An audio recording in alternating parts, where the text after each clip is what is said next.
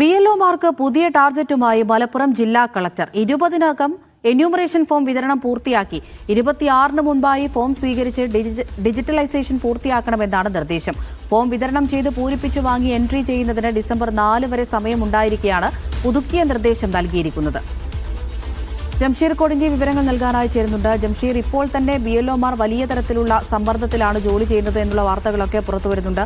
അതിനിടയിലാണ് മലപ്പുറം കലക്ടർ ഇങ്ങനെയൊരു നീക്കവുമായി മുന്നോട്ട് വരുന്നത്. അവർക്ക് തീർച്ചയായിട്ടും നമുക്കറിയാവുന്നതുപോലെ ഈ കണ്ണൂരിൽ അനീഷ് എന്ന BLO ആത്മഹത്യ ചെയ്തതുമായി ബന്ധപ്പെട്ട് വലിയ പ്രതിഷേധം നടക്കുകയാണ്. BLOമാരുടെ ജോലിഭാരം കുറയ്ക്കണമെന്ന ആവശ്യം ഉയരുകയാണ്. അതിന്റെ ഭാഗമായി സംസ്ഥാനത്തുടനീളം പ്രതിഷേധം നടക്കുന്നു. ഇന്ന് മലപ്പുറം ജില്ലയിലും സമാനമായ രീതിയിൽ BLOമാരുടെ നേതൃത്വത്തിൽ പ്രതിഷേധം നടന്നതാണ്. അതിനിടയിലാണ് ഇന്നിപ്പോൾ ജില്ലാ കളക്ടറുടെ ഈ ഒരു പ്രത്യേക നിർദ്ദേശം ഈ BLOമാർക്കും അതോടൊപ്പം തന്നെ തെരഞ്ഞെടുപ്പ് ഓഫീസർമാർക്കും പോയിരിക്കുന്നത് എന്നുള്ളതാണ്.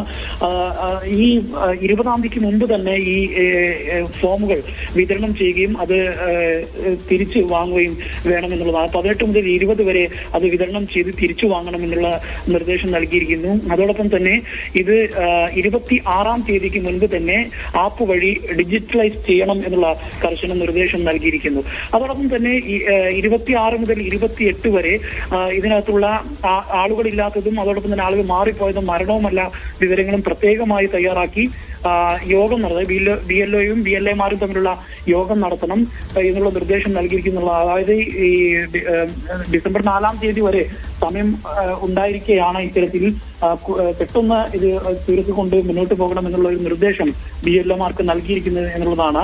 ഇത് ഈ BLOമാരെ സംബന്ധിച്ച് കൂടുതൽ അവർക്ക് സമ്മർദ്ദം ചെലുത്തുന്ന ഒരു സാഹചര്യം ഉണ്ടാക്കും എന്നുള്ള ഒരു ആക്ഷേപമാണ് ഇപ്പോൾ BLOമാരിൽ നിന്ന് ഉയരുന്നത്. ഓൾറെഡി അവർ ഇപ്പോൾ തന്നെ നിലവിൽ അമിത സമ്മർദ്ദത്തിലൂടെയാണ് പോകുന്നത്. കാരണം ഓരോ വീടുകൾ കണ്ടെത്തുക, ആ വീടുകളിൽ എത്തി അവരുടെ കാര്യങ്ങൾ പറഞ്ഞ് മനസ്സിലാക്കുക, കൃത്യമായ വിവരങ്ങൾ ഇതിനകത്ത് ശേഖരിക്കേണ്ടതുണ്ട്. അതുകൊണ്ട് അത്തരത്തിൽ മുന്നോട്ട് പോകുന്ന ഒരു സാഹചര്യം ഇപ്പോൾ തന്നെ നിലവിലുണ്ട്.